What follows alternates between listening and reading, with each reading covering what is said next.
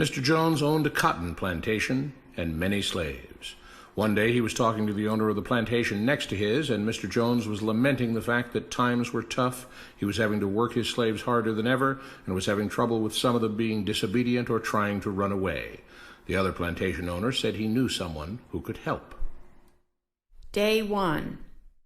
One day Mr. Jones called his slaves together so a man named Mr. Smith could talk to them.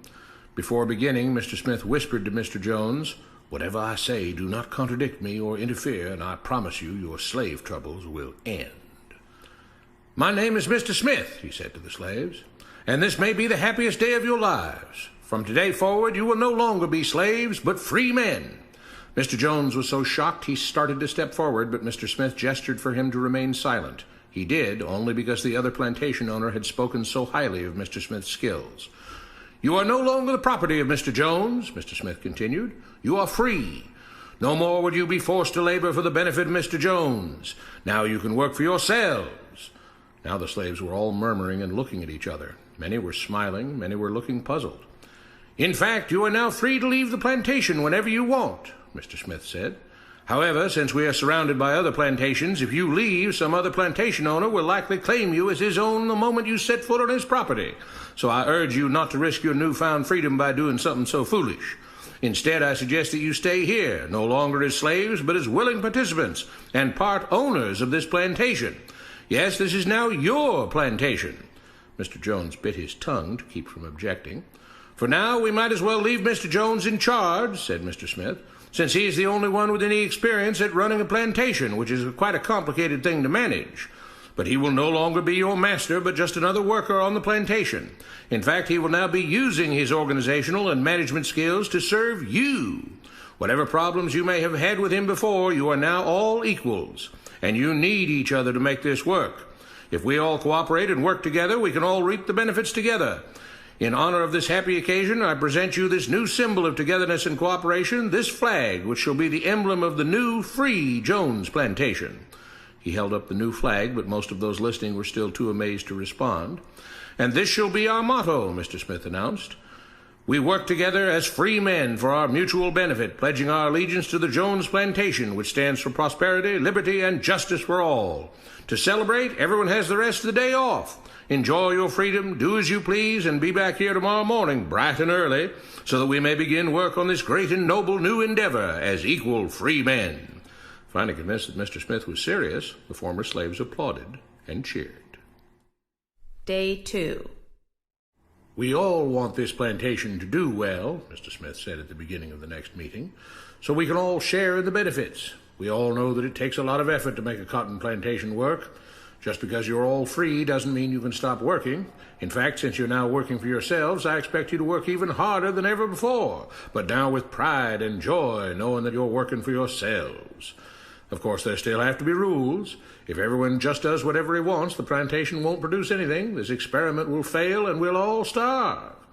You should be thankful that Mr. Jones has agreed to stay on to lend his knowledge and skills to this endeavor, and I trust you will all do your own part to make this work. Several of you have been chosen to act as project supervisors to manage different aspects of the operation, to make sure everyone is doing his assigned job, to make sure that the rules are followed, and so on. The rest of you may head out to the fields to start your first day of work as free men." Day 3. The next morning, Mr. Smith had a grim expression on his face as the daily meeting began. "I have an unpleasant duty to do today," he said. "Yesterday, Charles was caught keeping some of the cotton he picked, presumably to sell for his own personal profit. That is against the rules. That is stealing. For that, Charles must be punished." Two men tied Charles to the whipping post. "I take no joy in this," Mr. Smith continued, "but you must understand, if we do not maintain order, if we do not have rules that we all abide by, then the plantation will fail, and we will all suffer." The whip cracked against Charles' back. "But if we all pitch in for the common good, then we can all prosper. Being free doesn't mean you should be selfish and greedy. We must each do our assigned duties and obey the rules, and then we can all benefit, and each of you will receive your appropriate share of the profits." A young man named Samuel stepped forward. "But if you and Mr. Jones decide the rules and whip us if we disobey, how is that any different from what we had before?" "How can you say that?" Mr. Smith asked. "I'm shocked. You were a slave before, and now you're free. Things still need to be managed and organized by those best qualified to do so. Do you know how to run a plantation, Samuel?" "Well, no," he answered. "But if we're free, why do we get no say in what the rules are and how things work?" "I'm surprised at your ingratitude," Mr. Smith answered. "None of you know how a plantation is run, so you're in no position to be making decisions about how things are done here. You don't seem to appreciate all the things that Mr. Jones provides for you, from protecting you from all the outside threats that you know nothing about, those who would come here, capture and enslave you if not for Mr. Jones' protection, to making sure that you all have food and housing, tools to work with, that you're cared for when sick and injured, and so on. There wouldn't be a plantation at all, no cotton to pick, no land to plant and harvest, if not for him. You should be grateful that he's made possible the level of comfort you now have. Your lives would be far worse if not for him. Nevertheless, as free and equal participants in this endeavor, from now on at each meeting, any worker may have 2 minutes to ask questions or voice suggestions or complaints." With that, the workers all seemed satisfied and headed out again to the fields to pick the cotton. Day 4. "I have a big announcement," Mr. Smith said as the daily meeting began. "Mr. Jones' cousin is here, and not just to visit and see how our project is coming along. It has been decided that from now on you will be deciding who will manage the plantation. Of course, this job can't be done by just anyone, but every 3 months we will have a special meeting at which all the workers will vote on whether we think Mr. Jones should run the plantation or whether we think his cousin, Mr. Johnson, should run the plantation. That means that ultimately you are in charge, because you will be deciding which man you want running things on your behalf. If you don't like the way things are being managed, you now have the power to change it." Amazed and pleased, the workers headed out again to the fields to pick the cotton. Days passed, months passed, a year passed, and the plantation continued to operate as before. Sometimes Mr. Jones was in charge, sometimes Mr. Johnson was in charge, but the day-to-day routine stayed exactly the same.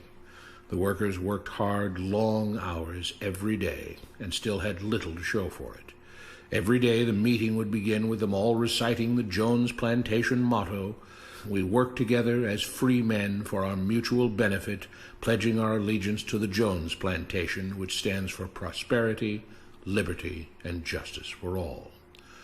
One day Mr. Smith announced, "Samuel is asked to say a few words this morning, and whatever the rest of us may think of his ideas and opinions, we are all free here, and that means we are all allowed to speak our minds.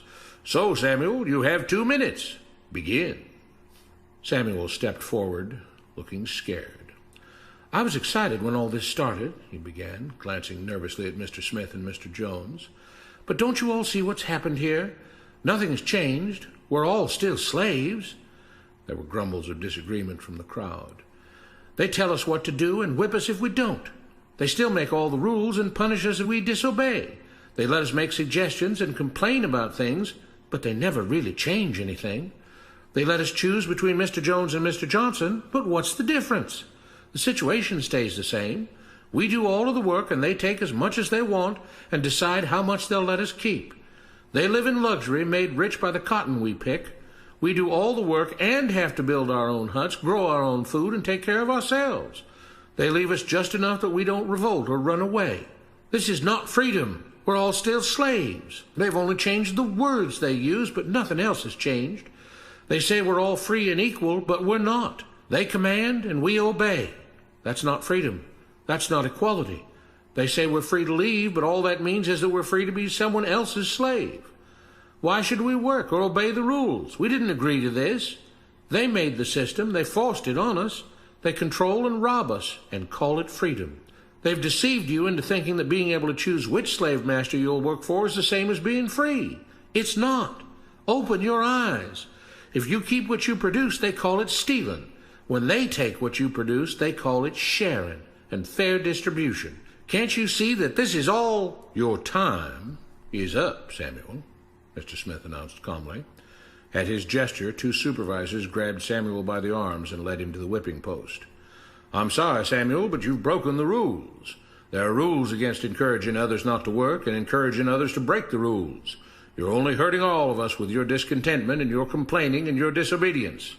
The whip fell, and Samuel let out a grunt. "Without rules, without order, all would be lost. Without law, there would be chaos. We can't just behave as wild animals, each doing whatever he pleases. We must all follow the plan and all do our duty for the betterment of everyone. And those who do not must be punished. The whip fell again, and blood flowed freely from Samuel's back. Samuel, it is you who are stealing from the others. When you don't do your assigned work, you are making more work for others.